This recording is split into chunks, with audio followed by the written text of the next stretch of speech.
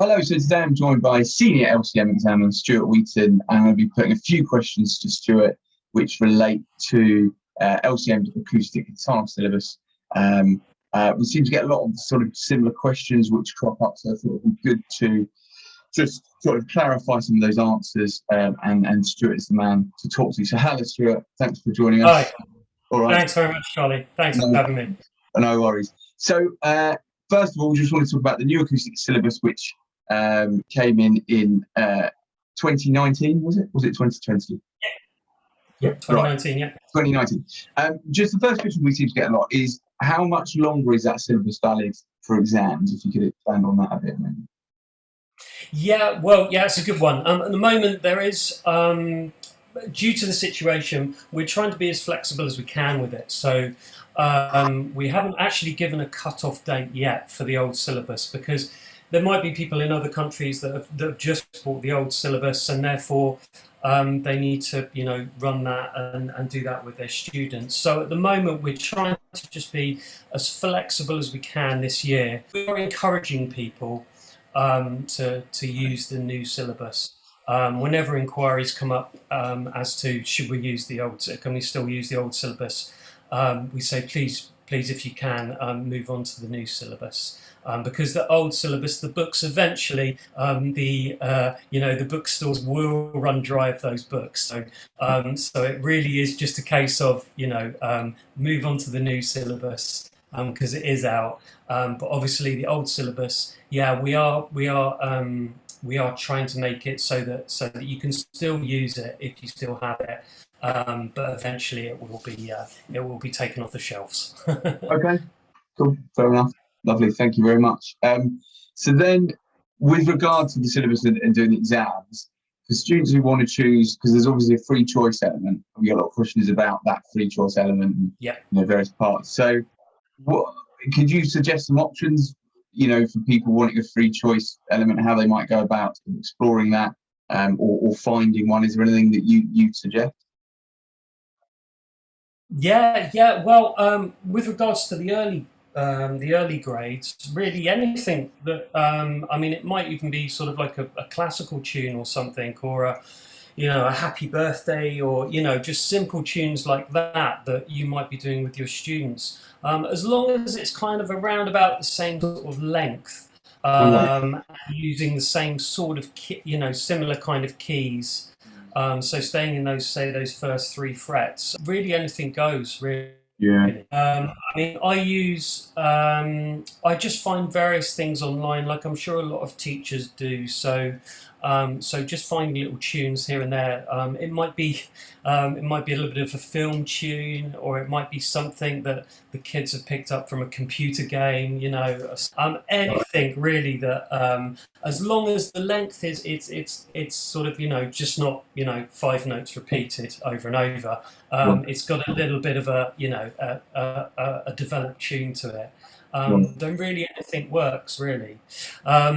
Moving up to the higher grades, really there are loads of different pieces from various. A lot of the acoustic composers now have their own sites and their own books, and so Clive Carroll, who obviously contributed to our books, you can get hold of his pieces from various sources, from his website, etc. Eric Roche, Michael Hedges, all those guys that people are into, and also Gordon as well with this one which we published. That one is for grades 5 to 8. So that's a really good one to do if you like, because that's got some really nice pieces in, quite out there, wacky tunings in some cases, but really good. Max's side as well, Max Milligan. He posts a few. There's a really good version I use of Somewhere Only We Know, which is the keen tune which Max arranged, which is really lovely. Pitches in around, I would say, sort of grade 4-ish, maybe grade 3. We can specify certain books, but I think within the realm of the internet nowadays, there is so much more out there that you can just find. So yeah.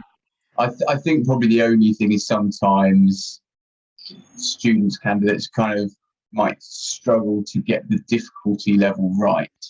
So I suppose that's always probably worth, particularly as it ascends a bit, I think probably sort of from grade 3, 4 upward. But I suppose it's something you can always clarify. People can clarify with LCM or whatever, and that can be sort of, you can usually get a bit of an idea from talking to another tutor or someone. I suppose it's always an option as well. Totally. Yeah, totally. And if those tutors have obviously had, from examining yourself, Charlie, that we seem to get when we do get those free choice pieces, that you think, oh yeah, that's that one, and it's pitched right.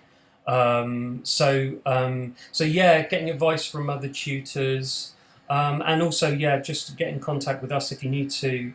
We have queries about, is this piece okay, and someone sends us a PDF or YouTube link to it, and we can sort of say yay or nay. With the early grades, generally they tend to be tunes. They're not sort of harmonised pieces. It's only around grade 3 and then to 5 where you get the harmonised pieces. So with the bass and melody. Okay. Yeah, and then 6 to 8 is your your advanced section. Sometimes that's easier to pitch than it is the sort of mid grades and the early grades. But yeah, it's worth knowing. It's worth noting that those early grades up to about grade 2 are just single line tunes. Okay. So use that as a guide, and use the books. Use the existing books. Yeah, as a guide. Yeah. Okay. All right. Lovely. Thank you. All right. So then also in the accompaniment section, we often get sort of things. How can I prepare? How can I prepare either my students or myself for the accompaniment element of that exam? So I guess just as someone that's in the know as an examiner and experienced tutor, have you any sort of ideas or tips that you pass on, or sort of resources that can be used for that section? Yeah. So the books that we have at the moment only go up to grade 3. Hopefully, we are in progress with trying to develop the other ones for all the grades. Right. So that is hopefully going to be coming at some point, either as a PDF or as an actual book. Okay. So that is in the process of being worked on at the moment. What I tend to do in the absence of that material is we know the chords that are for instance, if we're looking at grade 4, we've got those A6 chords and add 9 chords and things like that added. What I tend to do is I get the chords that are in that specific key. So if it's in A, then the A chords, all the D chords, and all the E chords. Yeah. Okay. And then I just put them on a bit of paper, a scrap bit of paper, and then I'll just get the kids to throw them in the air. Yeah. Okay. And wherever they land, there's your chord progression. Oh, right, and it's a cool little songwriting thing, but also it's quite an interesting one, for them to sort of have a go at. They're learning their chords, and they're also surreptitiously, writing out a chord progression for the accompaniment. And then if they get a chord sequence that they like, that's sort of, I like those chords, that one and that one, they start to sort of make their own decisions. They can then sort of come up with that little 8-bar sequence. And then, as tutors, we can pretty much, make up a tune then. And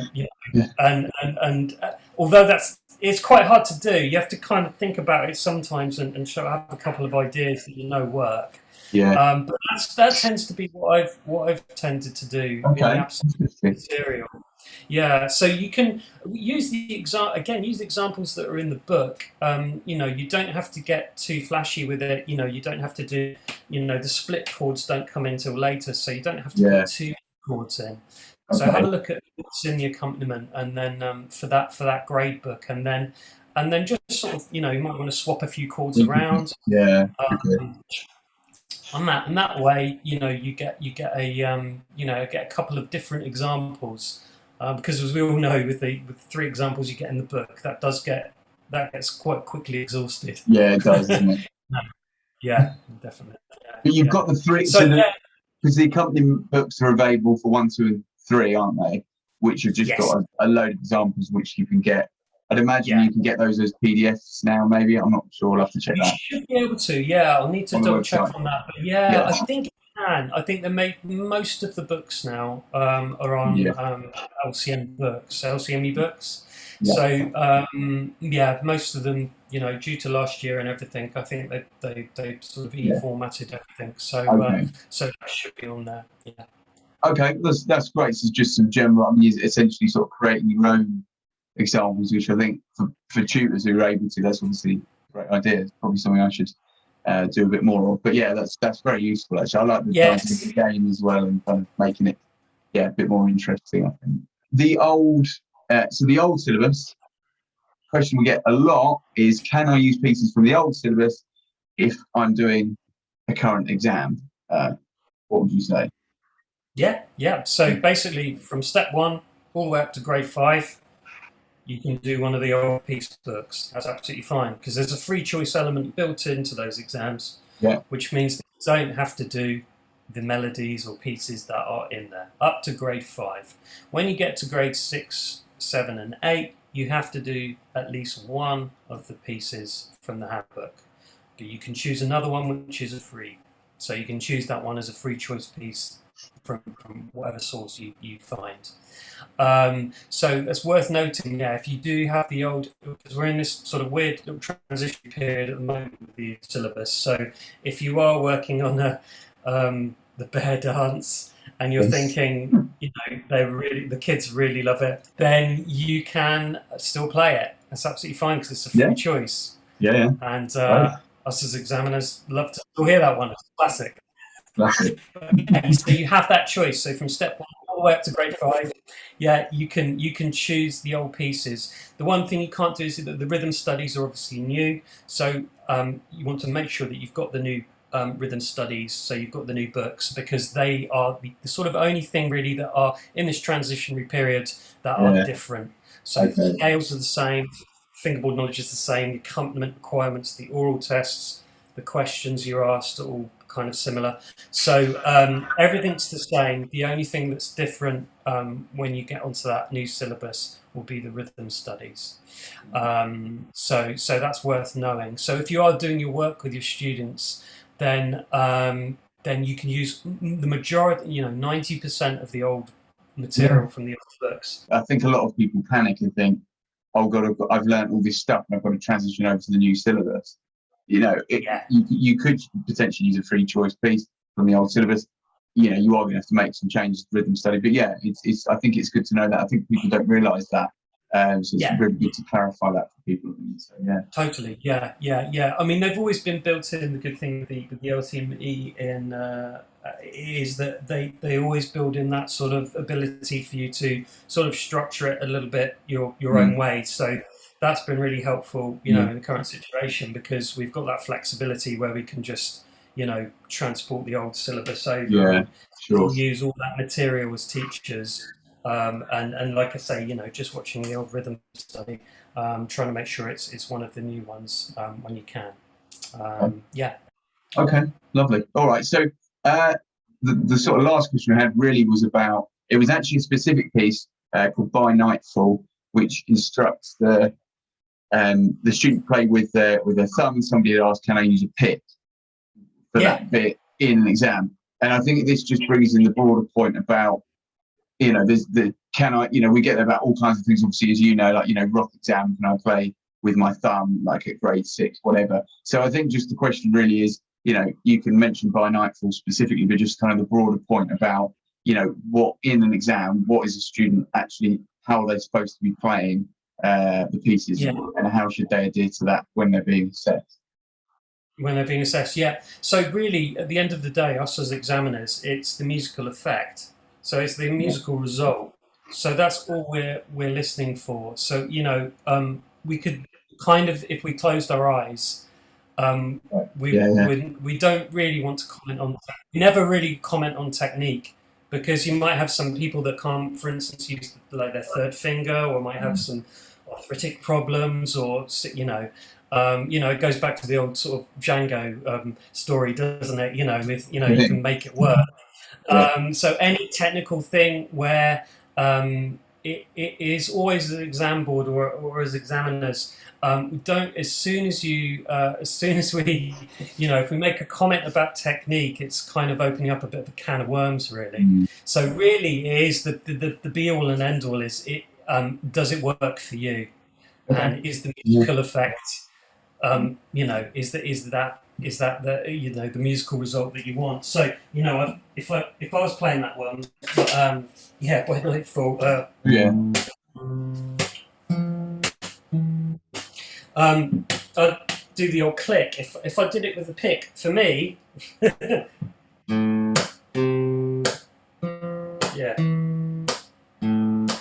yeah, I'd do it, but I'd have to think about it.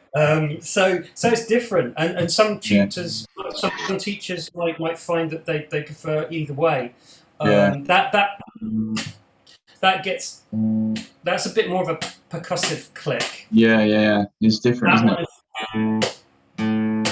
It's a bit more of a slap, but neither one is incorrect. They're both correct, because at the end of the day, it's a percussive sound. I think Chris puts in there's like a little performance note in the book which says something about how you do that, but it isn't the be all and end all. It's not what you absolutely have to do. At the end of the day, it's the musical effect. Okay. So so the picking hand wrist should rotate so the side of the thumb makes contact with the E string. That's what we've got written there. So you get a percussive click.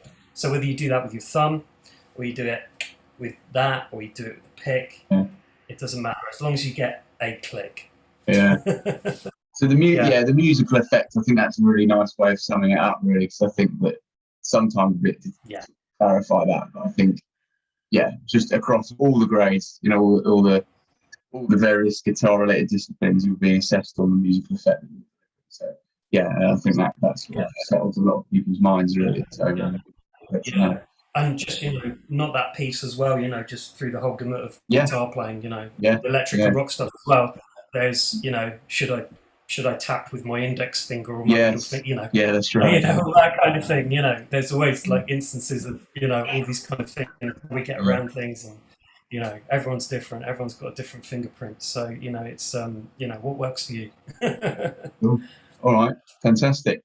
Well, that was it really. So just a few of our common questions that we that there are many more that we'll sort of discuss across disciplines, but I think that's really useful just to get the clarity on the ones that always come up. So thank you very much.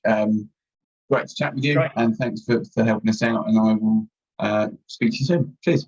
Yeah, we'll do. Yeah, no problem. Thanks very much, Charlie. Thanks for having me. Cheers, mate. Bye. See ya. Cheers. Bye.